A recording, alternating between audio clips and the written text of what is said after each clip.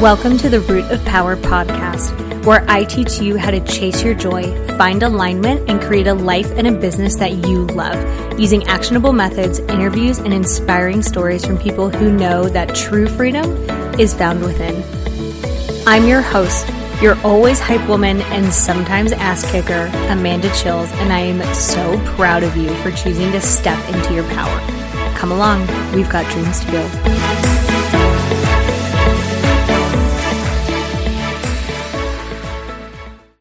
Hello, Root of Power fam. So we have got Corbie Mitlide with us today, who is a woman who does many things. I love multi-passionate entrepreneurs. Like, they are just so wonderful. And she is a lovely embodiment of multi-passionate, multi-talented.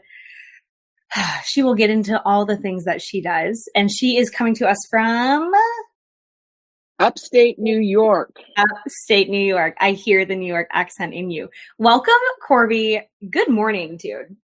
Good morning. It's great to be here. Yeah, it is. I'm so grateful that you're here. So if you will tell us who you are and maybe like the most fun thing that you're doing currently. Okay. Let's see. I'm trying to think of the 30-second elevator speech. I have been certified tarot master, past life specialist, psychic medium, channel, author, inspirational speaker. Yeah, all that. I am your straight no chaser reader. There is no fluffy bunny at my table. It's here are your opportunities. Here's how to grab it. Here's the tough stuff. Here's how to get through it or around it. Here is your toolbox. Go rock and roll. I work 6 days a week, 14 hours a day. I read about 1,000 people a year, and I get to get up in the morning. I don't have to get up in the morning. So dope. That's key. I love that. I tell everyone the only thing you have to do in this life is die. Everything else is a choice. Yes, pretty much. To choose. Wow. So I assume you love what you do. Very much. How did we maybe fall into that? Like, did you know as a kid that you had these gifts? Was your family in that world? Were they accepting, not accepting? Were they like, oh no, yeah. What happened? When I was 9, I read a book called The Witch Family by Eleanor Estes. And instead of thinking, ooh, that's scary or ha, ha, ha, I thought, whoa, magic in the world. I want to go find it. I want to be a force witch. Well, not quite, but I knew there was stuff out there. Meanwhile, everybody in my family was medical. Dad was a doctor. Mom was a nurse. My brother is a doctor. I could have stood on the table at dinner and recited Shakespeare and they wouldn't have seen me. I was an actress. I was a writer. I was a rebel. So I was always considered the family failure. Left Brown University after 2 years. At that point in the 70s, it was everything was pass fail. You took your 8 courses in your major, and then you could do Swedish and basket weaving. And for someone like me who needed structure, imagine a 6-month-old golden retriever puppy with no leash. It was absolutely the wrong school for me to be in. So I left trying to find joy and purpose. And after that, because I grew up in a very dysfunctional family, my mother was an alcoholic, cross-addicted, barbiturates, emotionally abusive, etc. I took wrong turns for years. Job after job after job. 2 very short marriages, which ended in divorce, poverty, rape, abuse, you name it. Finally met the right guy in 2000. We're hitting our 20th anniversary this year. Congrats. Also had to do the cancer dance 3 times. So it has not been easy. At the same time, in the early 90s, I could do hands-on healing and talk to dead people with no training. That's when I knew that I was being called to service, because I started reading tarot when I was 18. 1973, Spencer Gifts, the James Bond 007 tarot deck, and I bought it. Yeah. I did it part-time, doing the outside career: actress, author, inspirational speaker, legal assistant, video producer, executive recruiter, writer for a graphic novel series called Whatever Did Those. Wow. Right. But always the psychic work on the side until 9/11. As we watched the towers burn, I turned to Carl and I said, I need to do this work full time. People need to know there are other answers out there. And he said, I believe in you. Go do it. It's what's inside my wedding ring. So for a year, I still worked 70 hours a week for a woman who threw files at my head when she didn't like what I told her, and always found an excuse not to pay me my commissions. Quality boss. And well, So, she is what she is. yeah. She's a multimillionaire, and you don't get to be a multimillionaire being nice. After a year doing it evenings and weekends, when I knew that I could make a living at it, I slammed the door on corporate, and I have never looked back. Yeah. I cannot. That's a lot. So I love that you've been there forever. And I know a lot of people kind of get into like apprenticeship type things with this. Have you worked with mentors? Do you have a like community that you have found? Well, I kind of create my own community. I had a short mentorship for mediumship. Mm-hmm. And if I had a spiritual mentor, if you will, not teaching me the skills, but philosophy on the world, that was Wendy Peeney, who is the artist and writer with her husband of ElfQuest, which is a legendary graphic novel series. It's been around for 40 some years. It's won every award in the book. Millions of people all over the world read it. At this point, all of my work is based on what have I gone through myself. Yeah. Also, being one of the 4 major channels for Robert Schwartz in his book on pre-birth planning, your soul's plan, your soul's gift, your soul's love, has given me a real idea of what I'm good at. Because the thing is, when Spirit gives you your draft notice, it goes rifling in your file cabinet to see what you got. Yeah. With me, theater major, so I understand character arcs. Words are my drug of choice, so I can tell stories. And I have been interested in history since I was a wee thing in single digits. So that's why past lives are easy for me, because I can pinpoint them and bring down the details. I was on circuit, which is, the psychic fairs, all across New York, down the East Coast, into Canada for 18 years. Wow. 45 weekends a year on the road, 45,000 miles. My nickname was the Travel Channel. But Spirit decided I was done in 2019. Herniated disc, pinched nerve, makes having triplets look like a tea party in terms of pain. After I got better, the doctor said, well, your career is toast. You're not going to be doing the 10-hour drives anymore, and you can't load in and load out. Yeah. I scrambled to put my business completely online, but that was the universe having my back, because that was fall of 2019. What happened in March of 2020, but the advent of the years of Murder Hornet Bingo and Hold My Beer. Right. If I had still been on circuit, I would have bankrupted. My business has been good and better since then. Good for you. I don't know about you, but I have found that for me, building a business in person has been, so I'm a therapist. That's what I do full time. And then I create like the wellness courses and I do the podcast and things like that. So creating the therapy practice for me, I was just like, well, this is so easy. And then I started to go online and I was like, yes. And it's such a different beast. It can be, yes. It's just so with therapy, I can understand where people really want to be there with you. With psychic work, we do it over the phone. We do it over Zoom. I have clients all over the world. And when people say, but don't you have to be with me? I look at them and say, if I had to be with you, how do you know I'm not reading your body language? And they go, oh, yeah. Energy's energy. That is, I love that. So are you someone, so I imagine your work has a lot to do with boundaries as well, because you have to be able, not maybe the word isn't turn it off, but filter it out, right? Like if you're existing in a public space, you can't just be like bombarded. You can't function like that, right? So like, will you walk us through your journey with boundaries? Because I imagine when you're a young kid and you start experiencing that, you don't know boundaries. You don't know how to turn it off. Like you don't know how to filter what you need to filter or send what you need to send.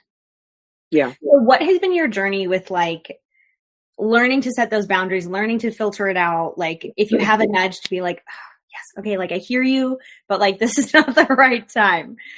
Walk I us through. have the deal with Yeah. my guides Okay. that when I started to do this work in the 90s, I said, here we go.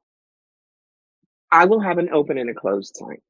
I am not someone who will walk by you on the street and get a hit and say, I have to go to tell this person Yeah. this. That's a drive-by psychic shooting.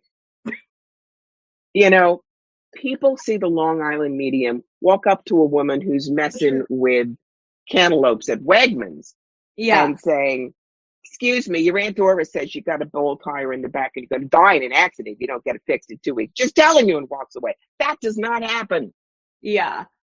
because, number one, all of her PR people go out and look at all the Wegmans in Long Island, and then they interview people. Do you want to be on the show? And have them sign model releases, and Right. then it's rehearsing 6 times. Right. But the thing is, people assume, other psychics who don't really know, assume you're allowed to do that, which is why people get scared. Mm. They do the same thing with healing work, and I've experienced this myself at fairs. Fine, I've been reading for hours, and so I'm like this, and I've got a headache and a neck ache. Well, little dancing raccoon comes up to me and goes, I'm a Reiki master. I can help you. And the hands go up like this. And I say, excuse me, but no, thank you. I'm very picky about whose energy I use. And then she goes, no, really, I can't. And she comes at you like this. And I have to go back off. And she goes, you're not very love and light, are you? Well, you don't listen very well, do you? Right. Like, that's part of being the New York psychic. Do not mess with me. Yeah. I love New Yorkers' energy. I tell people all the time. So like sometimes, and maybe you see this in like that community, the healing community, where like not everybody's ready for your insight. And just because you have it doesn't mean it's kind to give it. So sometimes I'll have people who like, go through therapy, and I'm extremely education based. So I'm not just like we're teaching along the way, right? As you should be. So they'll say like, they'll start to recognize people in their life will do things because it's a trauma response, because, whatever. And they'll be like, well, I'm going to tell him. And I'm like, no, You can't. Just because you have this insight doesn't mean it's helpful, doesn't mean they're ready for it. Like you may do more damage opening up a wound that you don't know how to close. That's not kind. You're not helping them. So then they have that conversation and it's helpful, but I imagine you run into that with new people, inexperienced people, excited people all the time. The most you can do is ask them a gentle question to let them look at it. A lot of what I do, part of it is psychological, how we work. Mm-hmm. And I learned some really wonderful stuff from a place called the Option Institute that was very active in Massachusetts for 40 years. At this point, the founders are 80, and so it's kind of shutting down effectively. But the 3 questions are, what are you X about? Why are you X about that? And the question we never ask ourselves, what do you think would happen if we weren't X about that? Okay. Yeah. And the other thing to teach them is how to be a happy Martian detective. A happy what? Yeah. Martian detective. Martian. Okay, Martian detective. Here's the example. You were sitting across from me and you had water coming out of your eyes. I might say, why are you crying? But I could be wrong. Little Bleeblop from Mars has been told, go and observe humanity. He's all excited. He's never been to Earth. And he comes toddling up to you and he goes, why is there water coming from your eyes? But he might get a better answer because maybe your contact lenses are bugging you, or maybe you have allergies, or maybe there's an emotional basis. How funny. When we ask without judgment, all the answers open up. And there's a story I tell that is a brilliant example. Guy was married with a little girl. He was in a terrible car accident. They fixed him, but his face kind of looked like spin art. He was terribly embarrassed, kind of walked around like Quasimodo and Hunchback, but he was still married with a kid. So one night he was putting his daughter to bed. She takes his face, smushes it next to hers and goes, this would be a great picture, but it would be better if mommy's face were in the picture. Now, old him would have said, even my daughter thinks I'm hideous, permanent PTSD. But instead, he was the Martian detective and just said, why would it be a better picture if mommy's face were in the picture? Yeah. And she looks at him and goes, because you take better pictures than mommy does. She can't hold the camera still. One question avoids decades of my daughter's pain. Yeah. Wow. Questions are magic. Aren't they though? Mm-hmm. Oh, they just are. What an interesting healing modality you have. Because it's similar work, right? People come searching for answers. Mm-hmm. And in like, I don't know how long your sessions are. How long do people tend to work with you? Do they tend to come back? They can go, they can. I don't mind if they don't. If I do all my work in one, that's fine. When I do general sessions, maybe 15 minutes, half an hour, depending on what they need, but I'm fast. I always tell people, get a little less time than you need. You'll see. Then we do consultations, which are longer. But the most important thing that I teach people is you've got free will. I do not tell you what to do. I show you what your options are. Yes. Which is so empowering. Mm-hmm. So empowering. People should not be telling you what to do because then you are reliant on them. Like, we're not gurus. We are teachers. Oh, that's right. I love that. Sometimes, though, they don't like what you tell them. Yeah, that's fair. I used to go up to Kitchener 3 times a year. That's up in Ontario. Yeah. And I saw some tough stuff for a woman, and she gets up from my booth, says, "You suck," and walks away. Fine. Next time I'm back, who's the first person in my seat? She says, "Last time I said you sucked." I said, "Yes, I remember." Because you told me that I'd probably want to take in a boarder and then I might want to sell my house. And I thought that was all bull. But my daughter got pregnant and moved home. And now I'm going to sell my house to help raise my grandson. And I still don't like you, but I want to know what else you said. Don't shoot the messenger, man. You don't have to like me. No, but it's that kind of thing. She can choose how to deal with that information. Yeah. And the thing I remind people, even the best of us are only 85% accurate. The only one who is 100% accurate is God. And God doesn't have a booth at the psychic fair this week. Look, I should have warned you. Yes, I'm funny. You're funny. I've done stand-up comedy on You Think a Psychic's Like That is hilarious. So. And God doesn't have a booth at the psychic fair this week. Oh. What does your husband do? Carl is now retired. He is a professional historian. Oh, no, I'm 67, he's 69. And for 23 years, he was director of the Old Stone Fort Museum here in Schoharie County, New York. It's an 8-building Revolutionary War site.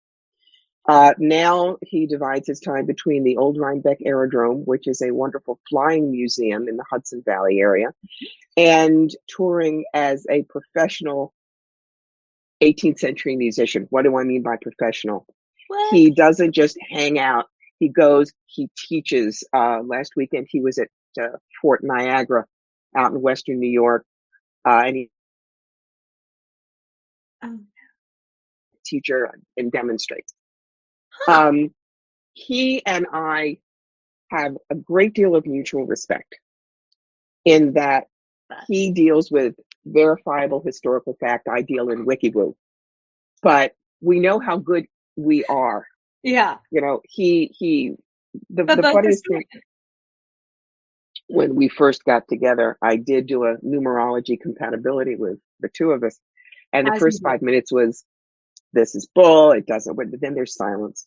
Yeah. And then he comes out into the living room holding it like a dead rat. He says, "I don't like this. This is too accurate."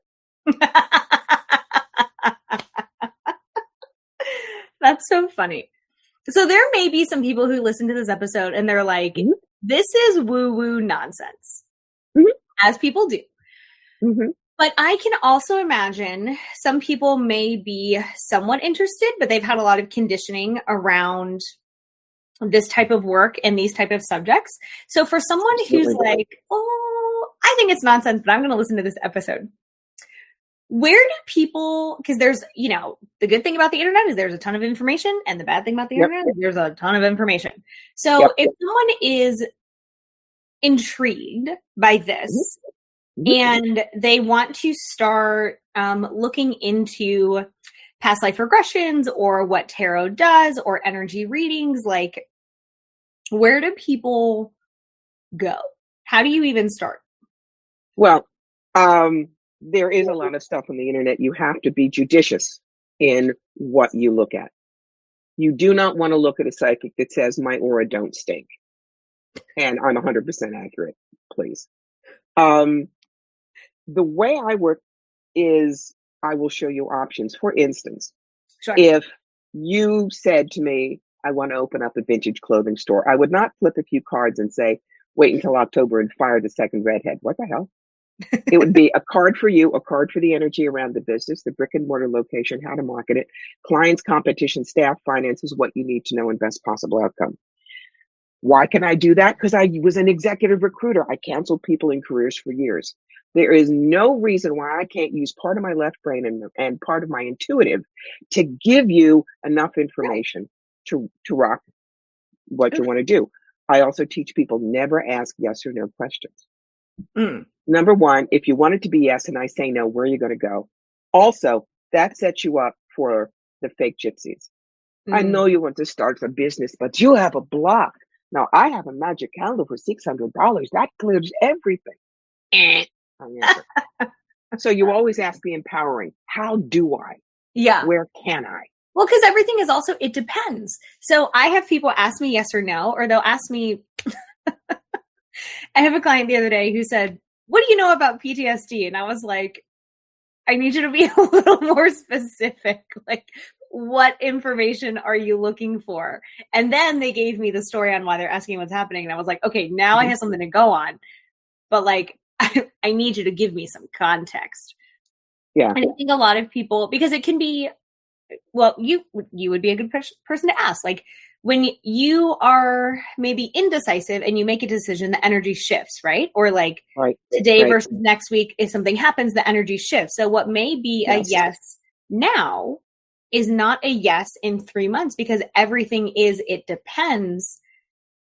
And just because we like are climbing the mountain, we're going to get to the peak doesn't mean we're taking this specific trail. There's 1,000 ways to climb a mountain. So it's like, am I going to open a business? Yes, but that may be 5, 10, 15, 20 years, 3 months, 1 month. Like, it's not clear enough. Also, that's the whole thing with pre-birth planning versus free will. Oh, yes. Talk about that. We all come in with things we want to learn. Fascinating. In my case, and this is, again, WikiWoo, whether you believe in reincarnation or not. Mine must when this soul comes in, it very often comes in male. About 80% male, 20% of my lives have been female. And I came in this time to really learn to value being in a female body, to learn that a female is worth more than her body, et cetera, et cetera. Now, that was my pre-birth plan, like deciding I'm going to be a physics major. Now, you can be a physics major and you can graduate by taking gut courses or doing double major plus lab. That's your free will. Either way, you're going to get your physics degree. Yeah. So there was an incident with my abusive mother at 16 that made my decision. We do not need to go into the details. I turned my back on the gut courses and did a life of double major plus lab, which is why I have all of the problems that I did. But including the 3 bouts of breast cancer and in 2004, second primary, but it was 3 strikes, you're out, double mastectomy, ovaries out. I went from a Dolly Parton figure to a fat fire plug with permanent side effects. So you're more than your body. Yes. Basically, notice it was a second primary because what does that mean? Well, primary is, this is the first time it's there. It's not metastatic. Okay. So your danger clock gets turned back to 0. Also, it was T1N0, which means first stage, no node involvement, about as safe as you're going to get. But the reason I did it is because my read is, my guide said, you have a lot of work to do down there. And if you can't get past this, we're going to remove the problem. Now, it's been 18 years. If you look at me, you would never know what I used to look like. I look completely normal. I've adjusted completely normally. It's nice to look normal instead of guys never looked above the neck or below the waist. Yeah. So I will graduate with that understanding in this lifetime, but it took double major plus lab to do it. Now, you can advise people, but if that's where they have to go, that's where they have to go. You Yeah. can't stop them. Right. And that, again, we come back to boundaries and like not. And I think anyone who gets into healing work has a little bit of, I want to save the world, right? But we can't do that by disempowering people or by teaching them to be helpless or by giving them answers. That's right. So I recently became a supervisor for therapists. Mm-hmm. So like the little baby therapists come out, I can supervise them, which for people that don't know, that's how it works. The rookies. The little rookies. I call them babies, the little babies, even though they're like 25. I'm like, whatever, you're a baby. And it takes 2 years to go through the full supervision process. I don't know if like mediumship has a similar, I know it's not necessarily regulated like therapy is, but when you have a field with the opportunity to grifters come, right? Like they're in every field. So that is one of the reasons discernment and like educators to say, hey, like, here's what you need to look for. If you don't want to work with me, and it sounds like you're pretty similar. If you don't want to work with me, like, okay, that's fine. You don't have to, but here's what you need to look for in the people that you are paying to help you. Yes. Yeah. Those are the first 2 chapters in my book, The Psychic Yellow Brick Road, How to Find the Real Wizards and Avoid the Flying Monkeys. Wait. Oh my God, Here it is. You are brilliant. I'm going to give that to my mom. She would love that book. The whole thing, this was written that is based on something that happened about 15, 16 years ago. Again, all my good stories are Canada. Massive 250 booth show in Toronto at the Queen Elizabeth Center. Oh, and, you know, the promoters are good, but they can't bet everybody. Right. So across from us was the fake gypsy. You know, they're the ones that the long skirt and the jingling jewelry and the bad accent. So people were walking down the aisle and there was this one woman who was walking and the fake gypsy runs out and grabs her and says, you don't need to pay $30, $40, $50. I read your palm for 10. Come. Now, this is called hooking in parlance, and it's as bad as the other kind of hooking. 20 minutes later, we see this woman leave the fake gypsy's booth crying hysterically. Oh, God. And a lot of us run over and say, what happened? What happened? Gypsy said, oh, you have a family curse. How many in your family? 4? You have dog? $50 every family member, 25 per dog. He's small, we fits. Told the woman if she didn't burn 400 specially blessed candles at the Roman Catholic Church, I'd bless real good. Only $1 candle. Her entire family was going to die in a car accident in 2 weeks, and she bought it. That's when I started teaching the courses that I call Psychics 101, the good, the bad, the Cleos, Psychics 102, how to have a great psychic experience. Because since there is no Better Business Bureau for psychics, the grifters can come in. But that is why people are scared of us. That's why the evangelicals think we're evil. It's not that. It's the best of us. Yes, we have abilities, but yes, there is psychology. Yeah. There is service, there is compassion, and there is listening. Yeah.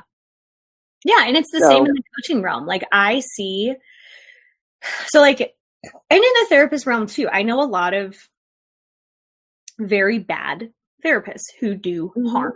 And a lot of very bad coaches who do harm. And it's like, again, any profession where the opportunity exists for a power imbalance, people who want power want to grifters going to grift. Like they're just going to find the path of least resistance to do it.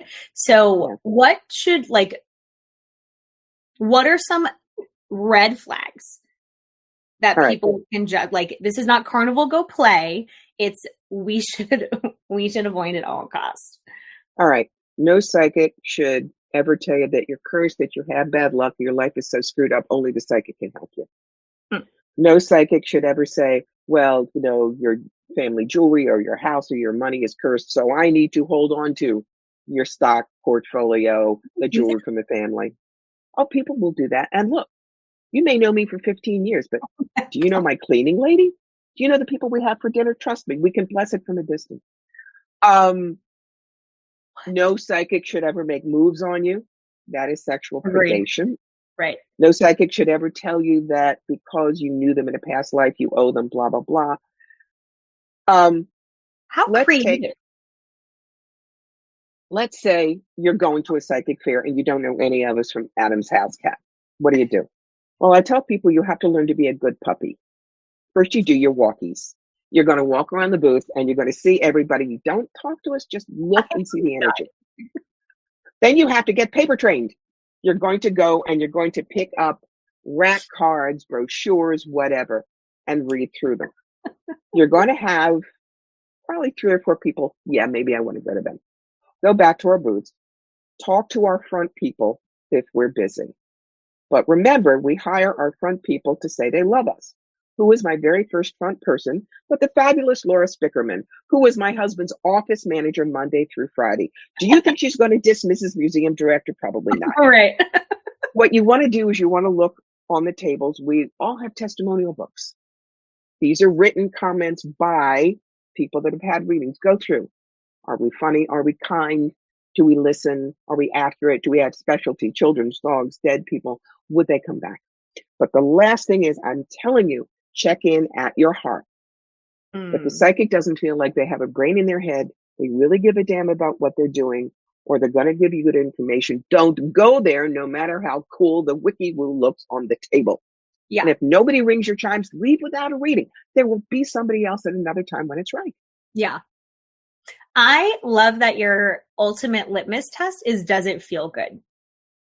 I spend so much time teaching people how to tune in to their body. And I'm like, if it feels like your soul shrivels up into your body, it's a hard pass. Mm-hmm. Like, if you're having to do all sorts of mental gymnastics to justify a decision, it's probably the wrong decision for you. That's right. And if you're not comfortable with us, your shields are going to be up and tight. It will be tougher to read you. Yeah.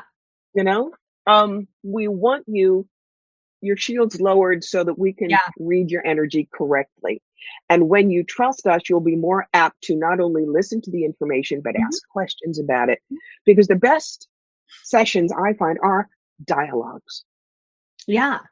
You don't sit with me and just fold your arms and go, well, you're not supposed to tell the psychic anything. So go ahead, read it.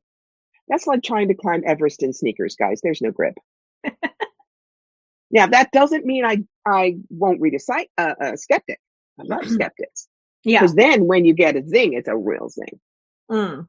But the other thing is just like a challenge. But people have to realize we are not a commodity like a burger, a latte, or a car wash. I have had people come up to me and say, well, tell me something you couldn't know about me. And if you're right, I'll have a reading. And I look at them and smile and I say, I'm sorry. I don't roll over and fetch either. And I turn my back and they're not allowed in the booth. Yeah. Or there was one point where I was eating lunch and a guy leans over and taps my sandwich and goes, you don't need to eat right now. My wife needs a reading. And my front person stepped in front and just explained that is not happening. And that with that kind of attitude, we did not want to read him. Thank you. Yeah. Bitch, you about to get a New York right hook. And no, because my friend person there was a Canadian, so she knew how to be polite to the Canadian. But because people don't understand what we do, when people have fear, they hit out. When people want to make sure they feel superior, they hit out. Right. It's like, and I know that sometimes this can happen with people in the counseling business. They try and see if they can get a bargain. Well, you're not doing anything right now. Why don't you read me for half price? Or can me and my friend come in and have just, we just pay for one reading? Or, do a lot of readings for me. And if you're good, I'll tell everyone that you're good. Or they stand in front. Well, I really want a reading. And they stare at you, daring you not to give them a reading. And my favorite, what do you mean you won't read me for free? That's God's gift. You're not very spiritual. Well, yes. Celtic oracles used to read you for free because you'd bring them a chicken or a bunch of firewood. You don't do that now. And when I flip it and I put a normal business in each of those questions, hairdresser, plumber, cleaning lady, everybody goes, oh, I'd never do that.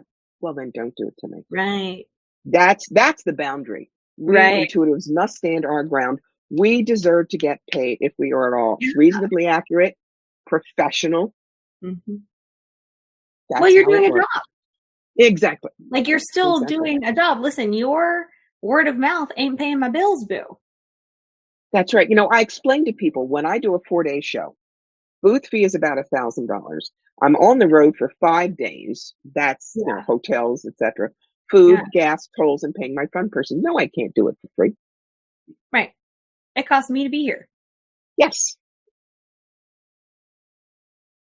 That's bananas. Because you'd think if they were at a show, hmm the whole point is to get a reading. So that's really interesting to me that people who like purposely go out of their way to go to a show would then react like that. People have their reasons. They really do. Yeah. Part of it is fear. Part of it is, I want to make sure you're real, but want to make sure you're real. Push, push, push is like people who want a relationship, but push, push, push. You know, Right. the 30-second example of a lot of women's life. Oh God, nobody loves me. He's paying attention to me, but he's such a loser. Maybe I'm a loser too. Push, push, push. I'm so alone. Yeah. What they do? Yeah. I think a lot of people the attitude. block themselves from happiness. I was just talking to a client about this last night. They were like, I am getting into a new relationship and I'm fucking it up. Why am I fucking it up? I really like him. And I said, well, there's your answer. It's because you really like him. And they're like, what? And I'm like, we're all terrified to be happy. All of us. Mm-hmm. Like, welcome to humanity. We're weird little gremlins who make no sense. Like, That's right. We're just an electric meat suit with gremlins running our brains. Like, I always remember Men in Black. Yeah. When I'm trying to explain the idea of the soul versus the incarnation, I remind them of when they pushed the button by the guy's ears and it flipped open and the little dude was on the inside. That's us. That's our soul. And it's running the meat suit. And that's consistent throughout our lives. Yes. Oh, fascinating. Do you always come back as a person? I think you do. I know that some people believe, everyone says, I want to come back as my cat. But no. So cats always come back as cats? I think they do. I know mine did. That's cool. Yeah. Are they always our cats? Well, anyone who's been my cat is stupid if they don't come back as my cat again. Trust me. I feel about my farm animals. But are there other planets? I'm sure that, other planets, whatever. Remember, we are a dust pixel in the galaxy. Yeah. Who's to say that this is the only place we learn? Yeah. So maybe on planet Mapufi, you come in as a centipede because that's the dominant life form on planet Mapufi. You don't know. But when people who are Bible thumpers come to me and go, well, God says we only live once. I go, yes, you're right too. And this is why. The soul is what comes back time and time and time again. Amanda, Corbie, we're one and done. This particular recipe will never happen again. And the way I show them that is I take the example of the actor Matt Smith. Now, Matt was the 11th Doctor on Doctor Who. He was my doctor with a bow tie and the two short pants and the crazy best friend. But when he was done, he hung up the doctor suit in the closet and turned right around and became Prince Philip in The Crown, a totally different person. Yeah. Matt Smith is like your soul. The doctor and the prince are incarnations. When people see that, they get it. Yeah. So when I am reaching your dead Aunt Mabel, what she's going to come down, she may put on the Aunt Mabel suit for you. She's in her full soul self and is left behind all of the problem stuff. Let's use my father as an example. Dad was my best friend. We even shared a birthday. He was a brilliant, brilliant doctor. If I'm doing something, reading somebody medically, especially if it's cardiac, he'll come in. What do I get? He still comes in with his terrible ability to pun, his deep compassion, his incisive medical training. What has he completely left behind permanently? His depression, his anxiety, and his hypochondria. There is no need for that in heaven. None. Mm-hmm. And so that has completely dissolved. That is in the closet forever. What I get when he comes down are all of the wonderful things that made him the beloved father and doctor that he was, because that's the true soul shining through. Yeah.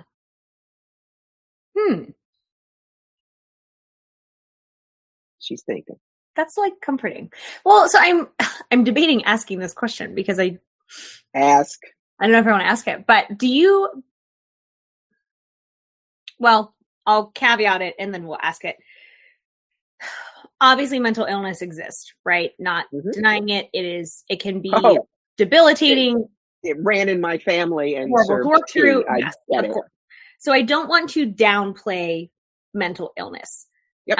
But I wonder if in this view, if mental illness is something we go through to learn a lesson that we have to learn now, or if it can be viewed as that. And I don't want that to sound minimizing. I don't want it to sound like invalidating. But I think it's worth asking if we're having this conversation about like life lessons and what we leave with and what is our true essence. Like, all right, we have 2 normal feet. Why would someone come in with a club foot? We learn through these things, and that brings up the idea of karma, bad and good, versus what Robert Schwartz and we, his channels, understand as karma is actually 5 things. Unbalanced energy, which is a neutral, healing, service, contrast, and healing of beliefs. So in that case, maybe the mental illness helps heal one of those things, or it is a sign that it's that double major plus lab thing. Yeah. Let's take the example of Ryan White. He was the kid that got AIDS from a blood transfusion in the late 80s. And this is before really people knew much about AIDS. So he was a pariah. People wouldn't let him in school. People, were cruel to his family. And if you just think about bad and good, he must have been terrible. Look at that bad karma. But let's look at his life. Yeah. At that point, he became friends with Elton John, who was drinking and drugging and, driving himself into an early grave. But he was so moved by Ryan and his family, he became very close. When Ryan died, he played at Ryan's funeral. Ryan inspired him to get clean and sober, which he has been for over 30 years. And he started the Elton John AIDS Foundation, which has raised over $500 million for HIV and AIDS research worldwide. Wow. You see that all of that was triggered by the friendship with Ryan White. Yeah. Then my understanding is Ryan White's soul said, all right, tough incarnation, short incarnation, but look what can come out of it. So his karma was karma of service, not bad person. Huh. I think a lot of people get karma wrong. They do. Because we love to simplify things. Again, little gremlin brain is like good or bad, yes. Black and white. Da, da, da. That's right. Huh. Interesting. But God, however you see God, Christian, Jewish, Buddhist, Muslim, Ralph the Wonder Dog, I don't care, is so beyond our comprehension. Why would he behave like it behave like a 3rd grader who goes, you didn't give me your bologna sandwich, you're bad, boom, lightning. No. Right. No. Right. There is nothing but compassion. We're the ones who make things difficult for ourselves. That is so true. We really do make things difficult for ourselves. I look at clients all the time and I'm just like, you made that up. And you decided it was true. And now it's making your life difficult.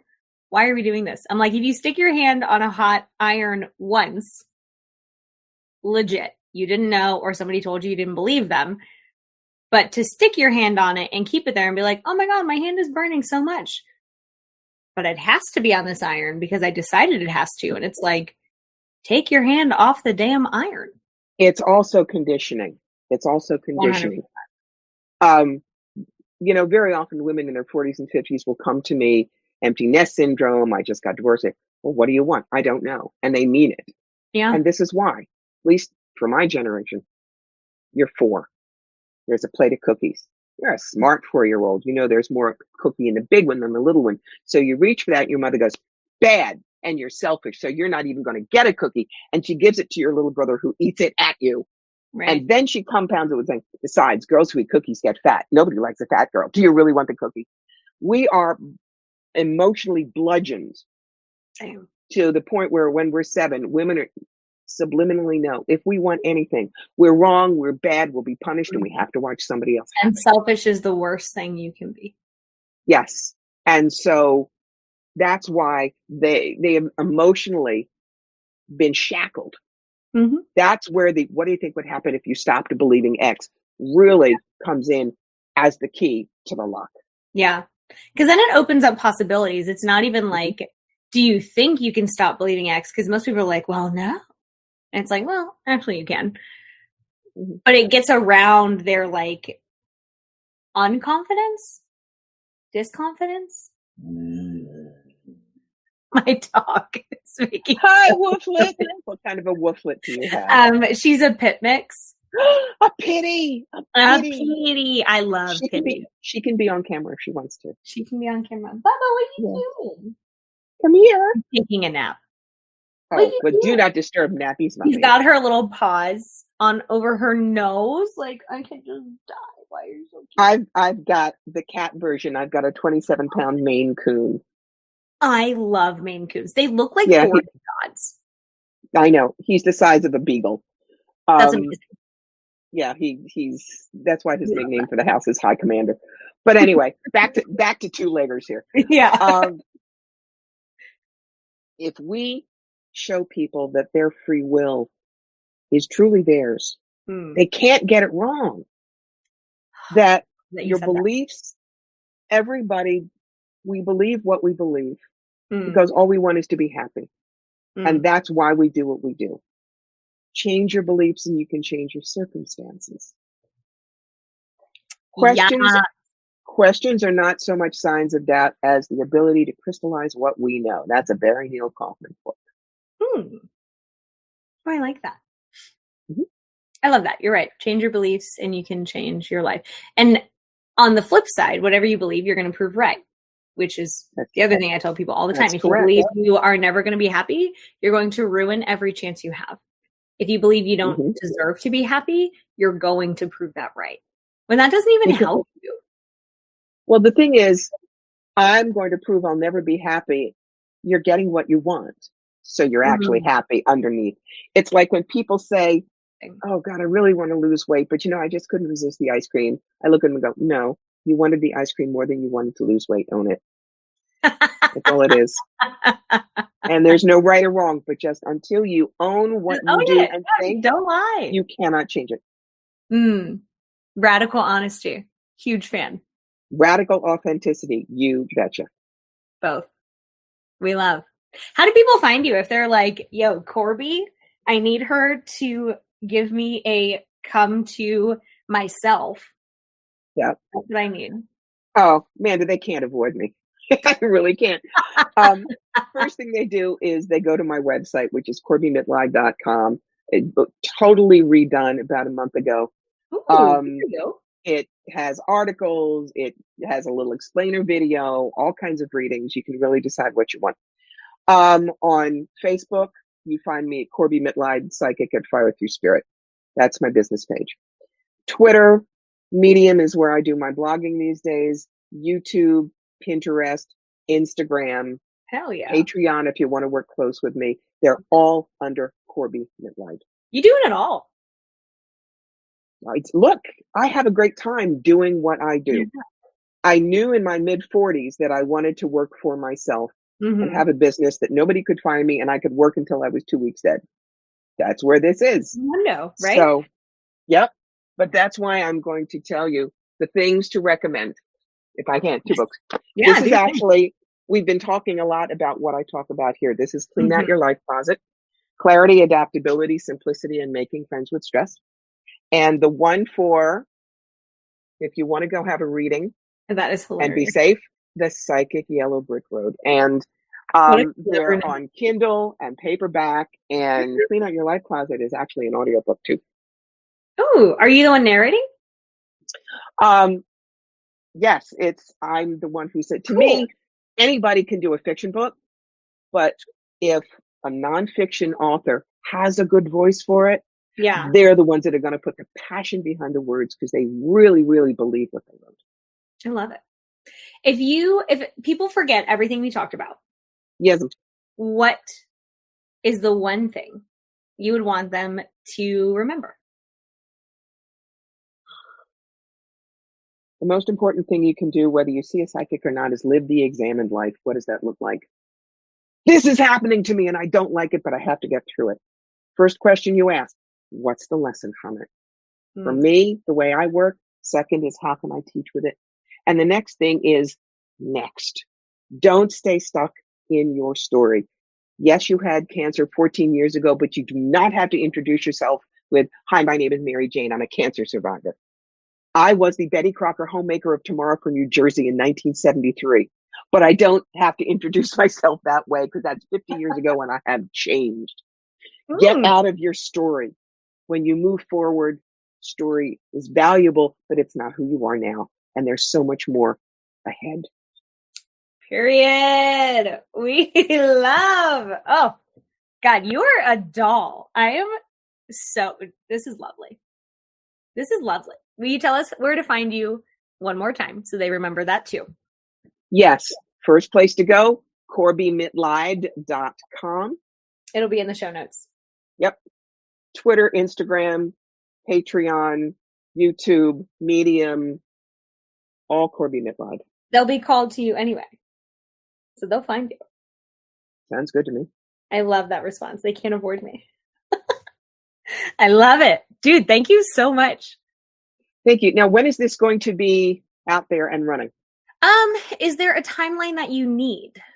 No, I just want to know because when it is, I put it on my Facebook, not my Facebook, my website Evergreen page so they can always find it. Somebody told me now I also have to start a Spotify thing, which I'm going to talk to my person about. And that way, if I can help push your show, it's going to bring you more people. That's what I do for the people that are kind of. Yeah, it'll be this year. So that's fine. Sometime within the next 5 months, whatever month we're in. And you'll let me know. I will let you know. Yes. Good. Oh my God, Jen. This was fun and so relaxing. No, you're a delightful host. You really are. Thank you. You're welcome. Okay. Everyone go have a beautiful life and day. You too. Bye, darling.